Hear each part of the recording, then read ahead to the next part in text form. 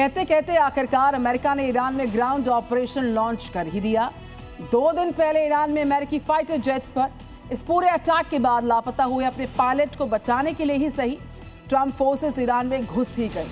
न सिर्फ घुसी हैं बल्कि ऑपरेशन पायलट को पूरी सफलता के साथ अंजाम तक पहुंचाया गया।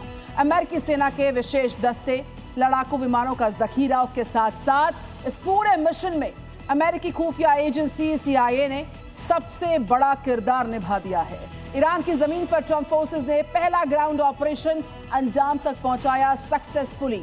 और क्या इसी एक्सपीरियंस के बाद अब मेगा ग्राउंड ऑपरेशन की तैयारी में ट्रंप आ गए हैं। ट्रंप ने मंगलवार को ईरान को पावर प्लांट डे के नाम से धमकाया भी था। उसके मतलब क्या थे, उसके मायने समझिए हमारी रिपोर्ट में। Hello Control, I am injured and F-15 jet is destroyed by Iran. 48 घंटे पहले ईरान ने अमेरिका के F-15 ईगल फाइटर जेट को मार गिराया। जेट गिरने के बाद दोनों क्रू मेंबर्स ने इजेक्ट कर लिया था। पायलट को तो जल्दी बचा लिया गया, लेकिन वेपन ऑफिसर ईरान की जमीन पर ही फंस गया, जिसे रेस्क्यू करना अमेरिका के लिए नाक का सवाल बन गया था। तो ईरान उसे पकड़कर जंग में बढ़त बनाने की जुगत में लगा हुआ था।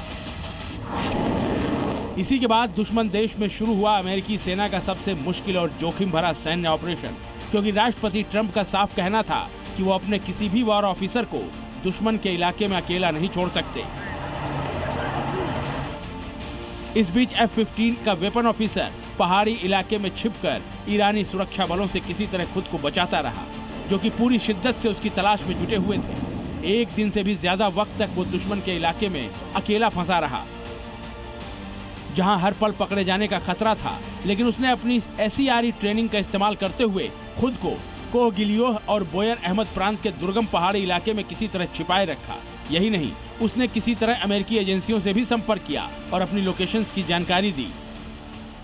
Hello Control, I am injured and F-15 jet is destroyed by Iran. इसी के बाद अमेरिकी खुफिया एजेंसी CIA हरकत में आई। CIA ने एक चाल चली। उन्होंने ईरान के अंदर अपने एजेंटों से गलत जानकारी सर्कुलेट करवाई कि अमेरिकी सेना अपने पायलट को पहले ही ढूंढ चुकी है और उसे निकालने की तैयारी कर रही है। इससे ईरानी सेना की खोज की दिशा भटक गई। इसी दौरान CIA ने अपनी खास तकनीक का इस्तेमाल कर एयरमैन की सही लोकेशन ट्रेस की। ये लोकेशन पेंटागन, अमेरिकी सेना और व्हाइट हाउस से शेयर की गई।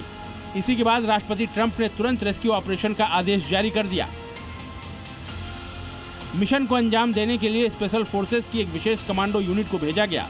इस दौरान आसमान से भारी कवर फायर दिया गया। ईरानी बलों को रोकने के लिए एयर स्ट्राइक भी की गई। बताया जा रहा है कि ऑपरेशन के दौरान अमेरिकी बलों ने भी भारी गोलीबारी की, ताकि रेस्क्यू टीम सुरक्षित तरीके से घायल पायलट तक पहुंच सके।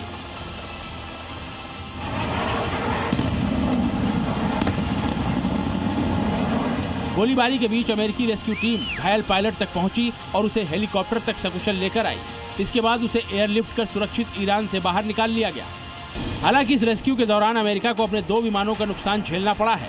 एक रिपोर्ट के मुताबिक ऑपरेशन के दौरान 2 C-130 विमान वहीं फंस गए, जिससे अमेरिका को 3 नए विमान मौके पर भेजने पड़े, ताकि पायलट और सैनिकों को सुरक्षित बाहर निकाला जा सके। बाद में अमेरिकी सेना ने उन फंसे हुए विमानों को उड़ा दिया, ताकि वो ईरान के हाथ न लगें। विमान के जले हुए अवशेषों के वीडियो भी सामने आए हैं। हालांकि अब ईरान दावा कर रहा है कि इन अमेरिकी विमानों को अमेरिका ने खुद नहीं बल्कि उसने मार गिराया है। इस पूरे रेस्क्यू मिशन में सैकड़ों स्पेशल ऑपरेशन सैनिक शामिल थे। रेस्क्यू किए गए पायलट को इलाज के लिए फिलहाल कुवैत ले जाया गया है। F-15 ईगल के एक पायलट को अमेरिका पहले ही सुरक्षित निकाल चुका था। राष्ट्रपति ट्रंप के मुताबिक सैन्य इतिहास में पहली बार ऐसा हुआ है कि दुश्मन के इलाके के अंदर से 2 अमेरिकी पायलटों को अलग अलग ऑपरेशन में सुरक्षित निकाला गया है। ट्रंप ने कहा कि यह साबित करता है कि अमेरिका का ईरान के आसमान में पूरा दबदबा है। ब्यूरो रिपोर्ट, जी मीडिया।